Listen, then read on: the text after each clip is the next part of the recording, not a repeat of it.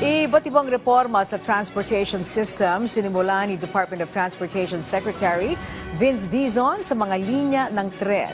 Samantala, General Manager ng MRT3 sinibak na sa pwesto si Bernard Ferrer sa sentro ng balita. Bahagi ng mga reforma sa sektor ng transportasyon. Itong dahilan ng pagkakasiba kay Metrorail Transit o MRT3 General Manager Oscar Bongon. Sa ipinadalang mensahe sa PTV News, inihayag ni Department of Transportation Secretary Vince Dizon na naisumite niya na ang kanyang rekomendasyon para sa papalit kay GM Bongon. Sa kasalukuyan, inaantabayan na lamang opisyal na appointment papers mula sa tanggapan ng Pangulo. Gayunpaman, ikinadismaya niya ang kabiguan ng pamuno ng MRT3 na agarang ayusin ang nasirang escalator sa MRT3 Taft Avenue Station noong Marso 8 kung saan nasaktan ang 10 pasahero.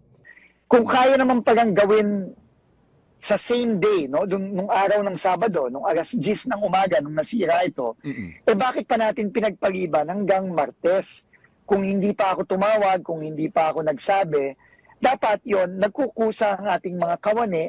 Ang sabi nga ng Pangulo natin paulit-ulit, kailangan ang serbisyo natin sa ating mga kababayan ay hindi natutulog. Isa ito sa mga inspeksyon ni Secretary Dizon na mag-ikot siya sa nasabing sesyon kahapon kung saan nakita niyang naayos na at muling nagagamit ng mga commuter ang escalator.